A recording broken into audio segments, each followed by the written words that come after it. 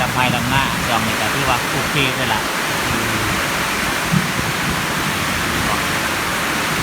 การโทษดีเบิดตี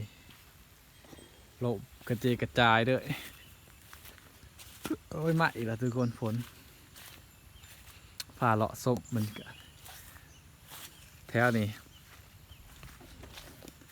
เบิดต้นสูงต้นอันไหนกันหลบไม่หลบต้นสูงเท่าไรแห่งหลบเนาะทุกคนเหตุจังไรไหลเนาะหลบเพะพังโมเดอร์แถวโดมผมเนาะว่าจะท้อเลยต้นไม่ได้ชนะเด้อเนาะคือล้มเหลวทุกอย่างเลยบอนี่เฮ็ดมันปีแดกก็ล้มเหลวเวิร์ดเลยตื่นแม่ก็บ่ได้พัง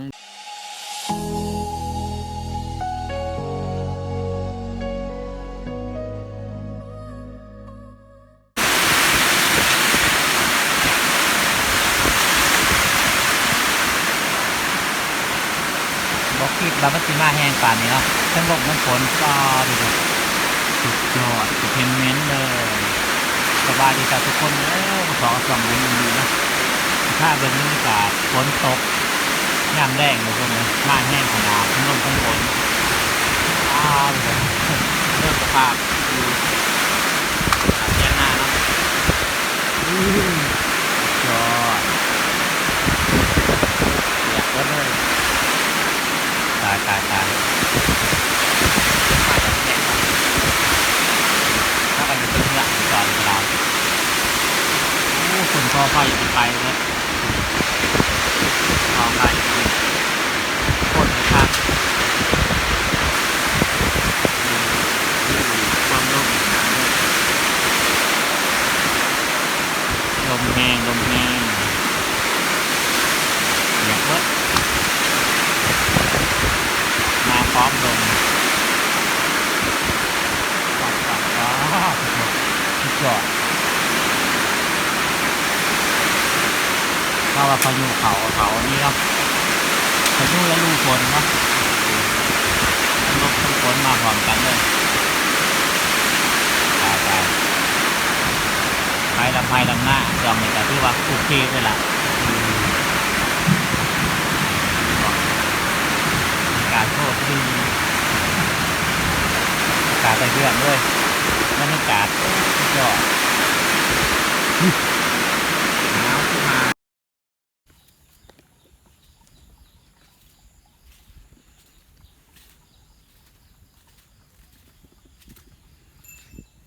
มันลมเบิดเนาะเมื่อคืนนี่ฝนตกทุกคนเลยสบายดีเจ้าทุกคนมาพอกับ2บุญอินดีเนาะเมื่อนี้มาอัปเดตสถานการณ์ฝนตกในส่วงฤดูฝนเนาะทุกคนตอนนี้ก็ยิบอยู่กำลังเศร้านิดหน่อยเนาะกำลังเศร้าหน่อยนึงทุกคนเลยว่ามันตกแห้งอันนี้เนาะแยกกันประมาณ4 มื้อแล้วเนาะทุกคนฝนตกแห้งเมื่อวานนี่แห้งที่สุดเนาะแล้วก็ทั้งลมผอมทุกคนเลยเฮ็ดให้มันตดนั่นคือลมมาลายลมเบิดตรีระนาดเลยอันนี้เขาเขียนกระโดบแน่แล้วเนาะนี่กำลังเดือมาเนาะมันลมของเฮากับลมได้ลมลายเนาะมาเบิ่งสิพะมาเบิ่งฝนตกแห้งขนาดเลยทั้งลมทั้งฝนวะนี่แล้วก็นี่แหละในต้นขีบค่ะเนาะทุกคนที่ให้เบิ่งโอ้โอเคมาอีกแล้วทุกคนหยิบมาอีกแล้วพามาเบิ่งสวนมันที่ว่าลมพัดหมู่บ้านนี่ตอนแดงๆเนาะสุดยอดเลยเบิ่งตีโลบกระเจกระจายด้วยโอ้ยมาอีกแล้วทุกคนฝนผ่าเลาะศพมันแถวนี้สวงฝนตกวัดสันซะเฮ้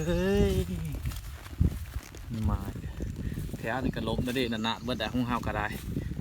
แต่ว่าเฮากะมาคูนขึ้นเนาะนี่เขาดินทมใหม่คู่ก็ล้มหมดเลยแถวนี้แม่นเบิด ดินมันเจือนลงแถวแถวนี่หลบเบิดอะทุกคนแถวนี้เราจะเอาดินคูดขึ้นเลยคูดขึ้นแถวหลบเขาก็บ่ทันแล้วเสร็จอยู่แถวดุมผู้แหงหลบหลายอ่ะแถวดุมแหงหลบหลายทุกคนเลยแถวสิพาย่างไปเบิ่งจน ขี้ขานเลยเนาะจนท้อเลยต้มไม่ได้ชนะเลยเนาะคือล้มเหลวทุกอย่างเลยบอนี่เข็ดมันปีแดกก็ล้มเหลวเวิร์ดเลยตื้มแน่กับบริพังเลิกนะบริเสียบเลิกแน่มันก็ได้ดมสุดๆเลยลุบผักลมแน่เลยเนาะ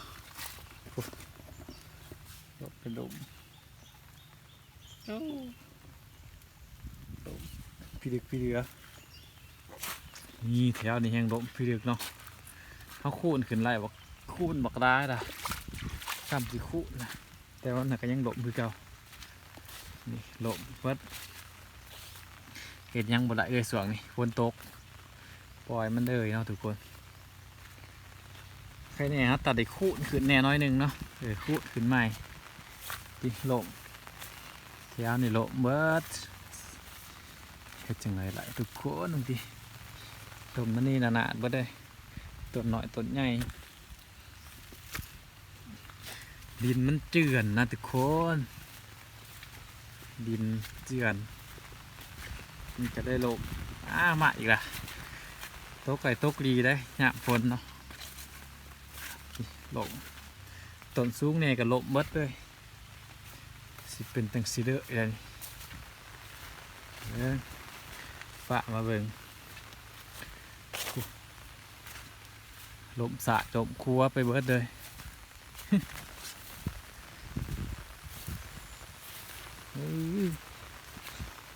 คูณใบกับบอยูเนาะหลบ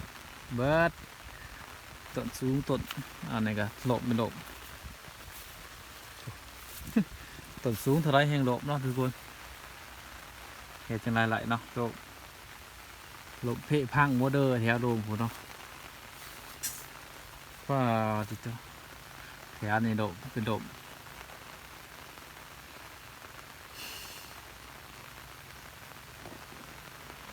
มะอีกละพ้นกระไดทุกคนอันนี้ก็เป็นสวนมันเฮาเนาะแต่ว่ามันคือลมคักแท้ละ ลมพี่ดึกพี่เดือดินกับดักลมเนาะเพราะมันเป็นดินทรายทุกคนเที่ยวคูนใบกันยังลมลมเป็นลม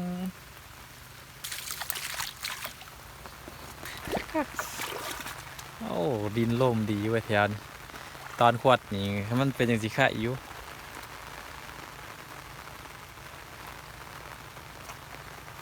มีโคตรหย่างมาวะ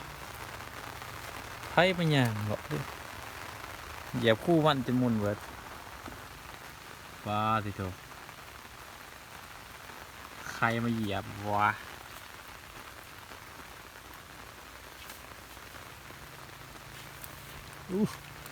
เดะเทหมดเลยเนาะ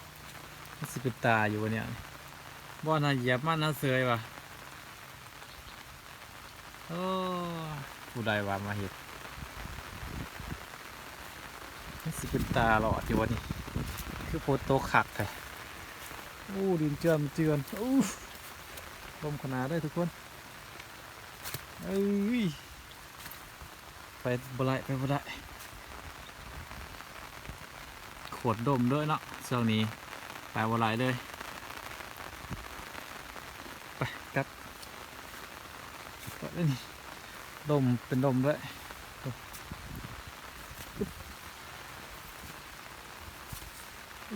ดินดมคักดมเน่เพิ่นย่างหาอย่างวะ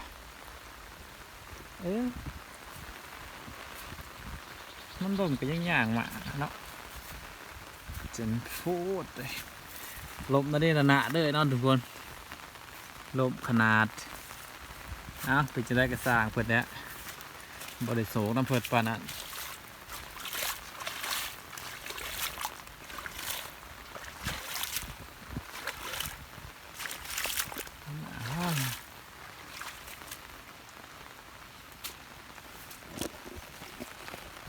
นนี่ก็ตกอย่างโหดเลยตกหลายมือละ มันกระโพดต่อมันกระหล่มตัวนี้ระนาดไปเบิดสุดอยางด้วยฟ้าสมบรรยากาศตะกะก็เอาเรียบร้อยแล้วทุกคนเลยจักสิพอได้ว่าพอแม่เอาบางพดตกเนี่ยบาง2 มื้อ3 มื้อดินทรายมันเจือนอยู่พี่เบิดเลยใครในตะคูมันลมสายลมพัวขนาดเลยลมพี่เหลืออันนี้คุณกันยังบ่อยู่นะเดียวนี้ลมปล่อยเพิ่นซะเป็นจังไรก็เป็นแล้วทุกคนเลย สีทลายกระสร้างมันปล่อยเพิ่นเลยเดี๋ยวมาถมเพิ่นเลยอีกถมตัวคูนขึ้นกะดบคือเก่าเนาะเขาใส่ดินคูนได้บาง1 บาง2 3 มื้อบางก่อนฝนสิตกนี่คูนย่างลีตกมาอีกแล้วคูนก็ยังบ่อยู่น้ำส่อฝนตกใส่เรียบร้อยเบิดตื้อมันลมแห้งอันนี้ไทยใหม่เนาะจะได้บอลนี้ดินมาเสาะใส่เวิร์ดอะเนี่ยแถวเขาขูดเนาะก็ยังอยู่น้อยหนึ่งทุกคนนี่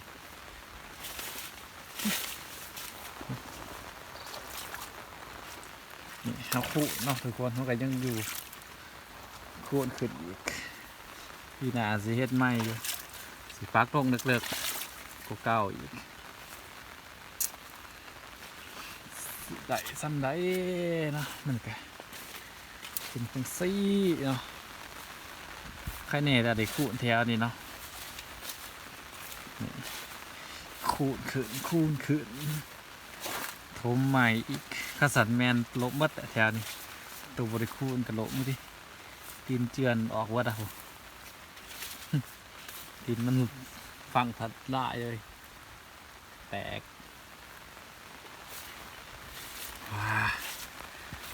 แล้วนี่ก็เป็นน้ำเจือนออกวัดไอ้ก็ได้ทมมันแน่เนาะแถวนี่ก็ได้อยู่แถวเถิงนี่คือกันขนาดถ้าคู่ในแถวเถิงก็ได้ก็ยังลบนั่นนี่นะที่กันฮักนั่นก็มีทุกคนเลยเป็นฮักมาอีกแล้วฝนตกดีเลยเนาะเดี๋ยวแถวนี้ฮักกับคู่ขึ้นใครแง่อยู่หนามครั้งแค่วันสิเป็นยังไงนี่หนามฝนตกรู้ขนาดเจือนว้าวฮักนั่นก็มีดิฮักก็ซองเลยเถอะฮักเป็นฮักแค่นี้งามดีงามกว่าหมูด้วย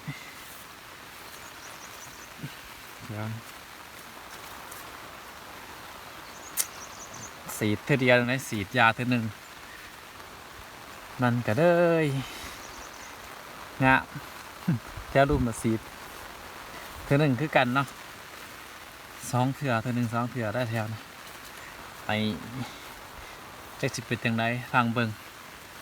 อนาคตต่อไปปัจจุบันจะเป็นอย่างไรตามนี่แหละทุกคนนะว้าผ่าส้มสวนฝนตกดิดเนาะลบนาดีนาดเบิดมันก็ได้ลบเป็นตาเลยเนาะหลบนาดีนาดเบิดตกใหม่หนามขาวกว้างถีบตามทงไฮทงหน้าทุกคนเลยหน้ากันยังประทันในไทยหดอยู่พอไทยน้อยหนึ่งพูดแหละฝนตกเสาพูดแหละจังสิไทยตีมาตาลำหน้าหนองสายเนาะท่านยังชิมเป็นเมื่อลำหน้าอยู่เมืองพุนทองเนาะหนองสายลำหน้าละประมาณ4-5 มื้อละก่อนฝนตกนี่แหละมื้อหนึ่งเดี๋ยวมือดำมาหาคนงานก่อน เดี๋ยวหน้าเฮามันสิบ่มีคนงานตอนดำพอดีกับข้าวแล้วก็เมื่อบ้านเนี่ยเมื่อหาลำหน้าแถวบ้านอีกจักทิศหนึ่งเนี่ยเมื่อหาเอาคนงานนึกว่าได้ดำไฮดำหน้าพอเฮากำลังไหลกะเด้สวงพ้นตกนี่เขากระลำนะแต่บาดสวงพ้นตกนี่เฮากำลังไหลกะว่าซั่นซะกระสิเมื่อลำหน้าทุ่งลามือสองมือเนาะมือหาลำเอาคนงานเด้เนาะ ให้พ้นเศร้าโต๊ะก่อนทุกคนนะแต่สิเมื่อถ้าพ้นหมดเศร้าโต๊ะกับว่าท่านเมื่อเนาะอัปเดตสถานการณ์ฝนตกดินเนาะแถวอื่นก็คือสีน้ำถ่วมเนาะการฝนตกจะสิแต่ว่าฝนต้องเท่านี้ก็ดีเนาะแต่ทำให้ทำหน้ามันซะแต่ละเฮือนแต่ละขั้วเพราะว่าข้าวไรกะก่อนนะเด้ส่วนคนบทันโต๊ะข้าวกะก่อนนะตั้งแต่ยังวะเดียงบ้านพวกเขาก็เอาเลยตอนนี้เขาก็ร่างสิได้ลำเลยว้าวคักร้ายฝนตกอยู่เดือนสุกคนเดี๋ยวก็สิโต๊ะจักมือเนาะทุกคนเดือน6ฝนตกเนาะเดือน6เดือน7ดูฝนคลิปนี้กับผ้าส้มบรรยากาศอยู่ตามสวนเนาะเบื้องสถานการณ์อัปเดตฝนตกอาจจะเบื้องมันเนาะฝนตกเมื่อคืนตกเมื่อคืนเมื่อมืออันนี้คลิปนี้ก็ขอจบไปสั้นเลยทุกคนพอกันในคลิปหน้าเนาะไม่ว่ามียังกระเสียอัปเดตให้เบิ่งเรื่อยๆเนาะบ๊ายบายขอบใจทุกคนที่เข้ามาเบิ่งเด้อ